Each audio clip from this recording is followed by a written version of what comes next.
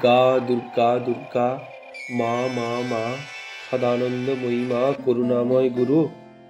মা, জানি না তোর এ নামে যে কি অমৃত আছে, নাম উচ্চারণে প্রাণ আনন্দে মেতে ওঠে। কেবল নাম করবি বাবা, তোকে কিছু ভাবতে হবে না রে। আমি তোর সব ভাবনা দূর করব। যে যা চায় আমি তাকে তাই দিই। যদি প্রার্থিত বস্তু অতি দুর্লভ হয় মা, তাহলে যতই দুর্লভ হোক না কেন আমি নামকারীকে তা দিই। বেশি কি বাবা, আমি নাম পরায়ণ ভক্তকে আত্মদান পর্যন্ত করি।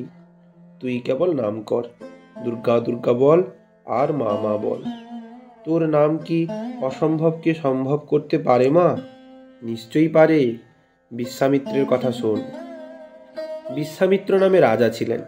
তিনি একদিন অক্ষৌহিণী সেনার সঙ্গে ভ্রমণ করতে করতে বশিষ্ঠ মুনির আশ্রমে উপস্থিত হন।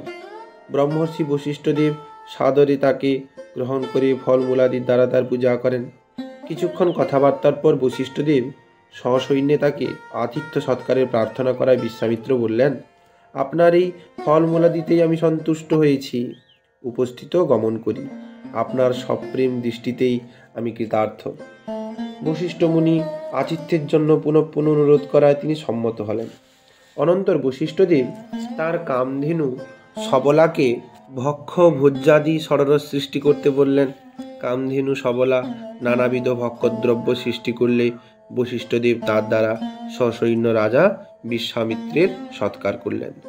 রাজা বিশ্বামিত্র কামধেনুর প্রভাব দেখে বিস্মৃত হয়ে লক্ষ গাভীর বিনিময়ে কামধেনু প্রার্থনা করলেন। বশিষ্ঠদেব সম্মত হলেন না।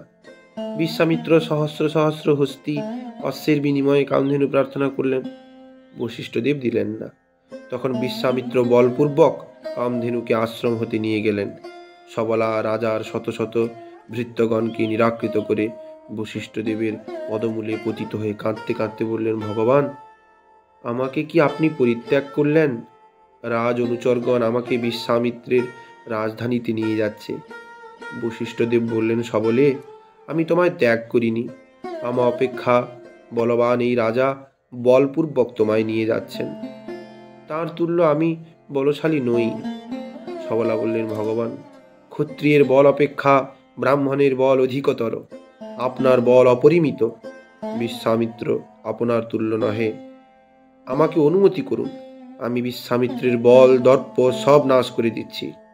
বশিষ্ঠদেবের অনুমতি পেয়ে সবলা অগণ্য সৈন্য সৃষ্টি করে বিশ্বামিত্রের সমস্ত সেনা বিনাশ করে দিলে বিশ্বামিত্র পর কঠোর তপস্যা করে শিবকে সন্তুষ্ট করত সমস্ত অস্ত্র গ্রাম প্রাপ্ত হন।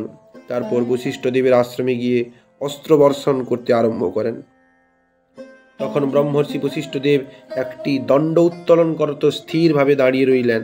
বিশ্বামিত্রের সমুদয় অস্ত্র, এমনকি ব্রহ্মাস্ত্র পর্যন্ত বশিষ্ঠদেবের দণ্ডের দ্বারা গ্রাস হল। অনন্তর বিশ্বামিত্র দীর্ঘ নিঃশ্বাস ত্যাগ করে বললেন, ধিক বলং ক্ষত্রিয় বলম ব্রহ্মতেজ বলং বলম একেনম ব্রহ্মদণ্ডেন সর্বাস্ত্রাণি হতানি মে। ক্ষত্রিয়ের বলকে ধিক, ব্রহ্মবলই প্রকৃত বল। ব্রহ্মদণ্ডের দ্বারা বশিষ্ঠ আমার সমস্ত অস্ত্র ধ্বংস করে দিলেন। অতঃপর আমি যাতে ব্রহ্মত্ব লাভ করতে পারি তার জন্য তপস্যা করব। এই বলে বিশ্বামিত্র ব্রাহ্মণত্ব লাভের জন্য কঠোর তপস্যায় প্রবৃত্ত হলেন। চুপ করে শুনছিস নাকি? না মা, আমি দুর্গা দুর্গা জপ করতে করতে শুনছি। তারপরে কি হলো বল। মুনিশ্রেষ্ঠ বিশ্বামিত্র ব্রহ্মার আরাধনা করে ব্রাহ্মণত্ব না পেয়ে বিষ্ণুর আরাধনা করেন, তাতেও তিনি ব্রাহ্মণত্ব পান না। এইরূপ সমস্ত দেবগণের বারংবার আরাধনা করেও ক্ষত্রিয় বিশ্বামিত্র ব্রাহ্মণত্ব লাভে সমর্থ হন না। তাকে ব্রাহ্মণত্ব লাভের জন্য অত্যন্ত চেষ্টিত দেখিয়া সুরগুরু বৃহস্পতি শিবের আরাধনা করবার উপদেশ দেন। অনন্তর বিশ্বামিত্র শিবের উপাসনা করে তার দর্শন লাভে কৃতকৃত্য হন। বিশ্বামিত্র বললেন, হে দেব মহাদেব, হে কৃপাময় ভগবান, যদি আমাকে বর দেন তাহলে ব্রাহ্মণত্ব প্রদান করুন। কালিকার সুদুর্লভা একাক্ষরী মহাবিদ্যা জপ কর, তাহলেই ব্রাহ্মণত্ব লাভ করিবে। তিনি এই বলে অন্তর্হিত হলেন। বিশ্বামিত্র যথাবিধি জগন্ময়ীকে আরাধনা করে সিদ্ধি না পেয়ে অনারাধ্যা ভব, অনারাধ্যা হও বলে বিদ্যাকে শাপ দেন। অনন্তর শিব দর্শন দান করত বহু ভৎসনা করে বললেন, কি জন্য বিদ্যাকে শাপ দিলে? যত্নের সহিত আমার কথা শোনো। রেফারূঢ় ককারেণ সিদ্ধিমাপ্স্যসি নান্যথা।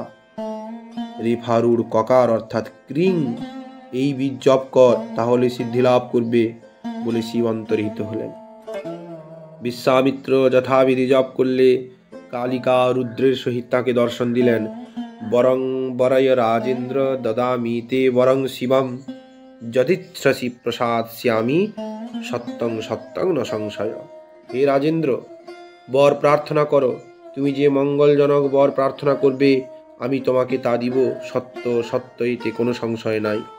বিশ্বামিত্র বললেন, আমি ব্রহ্মাদি সমস্ত দেবতাগণের আরাধনা করেছি মা, ব্রাহ্মণত্ব আমাকে কেউ দেন নাই, আপনি আমায় ব্রাহ্মণত্ব প্রদান করুন। তার কথা শুনে দেবী স্বামীর মুখের দিকে চাইলেন। শঙ্কর দেবীর ইঙ্গিতে হস্তের দ্বারা আলিঙ্গন করে তাকে ব্রাহ্মণত্ব দিলেন। ক্ষত্রিয় রাজা বিশ্বামিত্র কালিকার উপাসনা করত, সর্বশাস্ত্র নিপুণ, সকল শাস্ত্রের পারগামী ব্রাহ্মণ হলেন। কালীর আরাধনা করে বিশ্বামিত্র ব্রাহ্মণ হয়েছিলেন। হ্যাঁ, কালী কে মা? আমি কালী, আমি ভিন্ন জগতে আর কেহ নাই, তুই আমার নাম কর, কালী কালী বল, রামপ্রসাদের গান শোন। আছি রে দাঁড়ায় কালী নামের গণ্ডি দিয়ে, শোন রে সমন তোরে কই, আমি তো আটাশে নই, শোন রে সমন তোরে কই, আমি তো আটাশে নই, তোর কথা কেন রব শোয়ে, আছি রে দাঁড়ায় কালী নামের গণ্ডি দিয়ে। ছেলের হাতে মোয়া নয় যে খাবে হুমকো দিয়ে, কটু বলবি সাজাই পাবি, মাকে দিব কয়ে, আছি রে দাঁড়ায় কালী নামের গণ্ডি দিয়ে।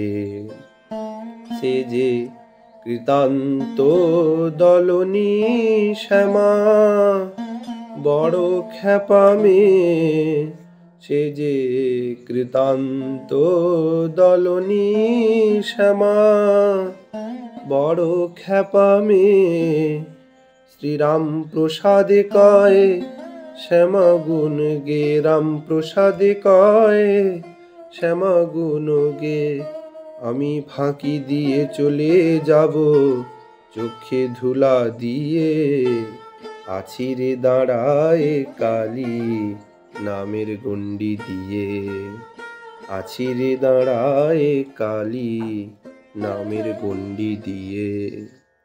আমার দুর্গা নাম বড় ভালো লাগে, তুই শুধু দুর্গা দুর্গা কর, মা মা বল, তাহলেই ধন্য হবি, তুই যা চাস তাই পাবি। আর কি, আমি তোকে আত্মজ্ঞান পর্যন্ত দান করব। দুর্গা দুর্গা দুর্গা, মা মা, মা গো, দুর্গা দুর্গা দুর্গা।